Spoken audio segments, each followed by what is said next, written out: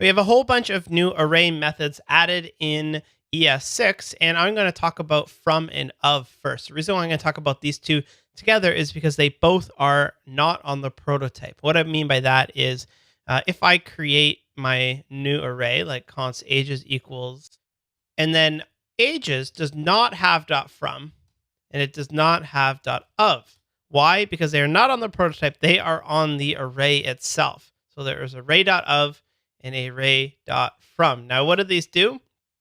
First thing that they do is that array.from will take something that is array-ish and turn it into a true array. Now, there's a couple situations where we often need this, and that is when we are working with DOM elements. So let's go ahead and select all the people. So const people equals document.querySelector, and we want to select all the P's inside of people.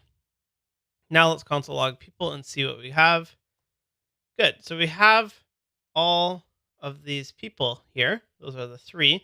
But what if I wanted to just an array of the people's names? So I could do const names equals people.map, and it would take in the person, and I would return the person.text content. Give that a save. And we get this error, people.map is not a function. And why is that? Well, let's do a console log of people. I'll open that sucker up. We have a length, but the prototype is not an array. It's a node list. So that's why I've been saying this a couple times in this course where something is array-ish or array-like. And that means that it has a length, which means it's array-ish. It has some of the methods, but doesn't have all of the methods that a regular array would have. We looked at that in a couple of videos ago. So what do we need to do in order to make this map work? Well, we simply would have to make another variable. So const people array equals, we just call array.from. Notice how I call it right off of array. And then you pass it the thing that is array-like. In this case, it is a node list that has a length. So it's going to be able to convert it from that to a real one. Now, when I console log people array, we still get the error. Don't worry about that. It's because we haven't switched it out. Open it up. Hey, look, the prototype is array now, and you open that sucker up and you see absolutely all the methods that you're probably used to. So you can call array.from onto it, and then I would take this people array and map over that instead. And now we should have a names array, which is actually everyone's name. Similarly, we could have also done this array.from, just wrap our query selector right in it, and then we don't need that second variable here, where we can just map over the people. Now, it could have also done this in one single go rather than having to do it in 2 lines. Array.from takes a second argument, which is a map function, which will allow us to modify the data as we are creating the array. So I'm going to bring this back to just a regular document.querySelector so I can do it. I'm going to do it on a couple lines so it's nice and visible. And I'm going to say const people array equals array.from. Okay, now I am going to comment out this names array here because array.from will take a second argument, which is a map function. So I'm going to say person. And from that, we are going to return whatever we want. Return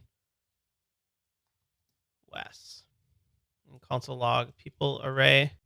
Then we have Wes. Why? Because it loops over every single paragraph tag and then returns to us something. Now, what is this person here? Well, let's console log it. Each person is the actual DOM node. So if we return, instead of returning obviously just Wes, we can return person.textContent. That should give us the actual person's name. And there we go. Look at now people array is equal to Wes, Kate, Snickers. I created that array in one single go. I don't need the names array where I've mapped it separately because array.from will take a second argument, which is the ability to map over it. Another use case is if we want to convert the arguments object into an actual array. So I'm just going to comment this stuff on out, and we're going to create a function called SumAll.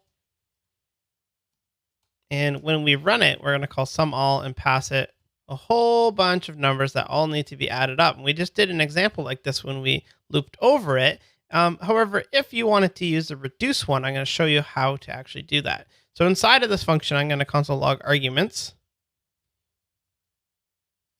And you see that, okay, it looks like an array. And that would be a perfect use case for reduce. So I'm going to take arguments and I'm going to reduce it, which will take the previous and the next and return the previous plus next. I'm going to start off with 0. So that should work, right?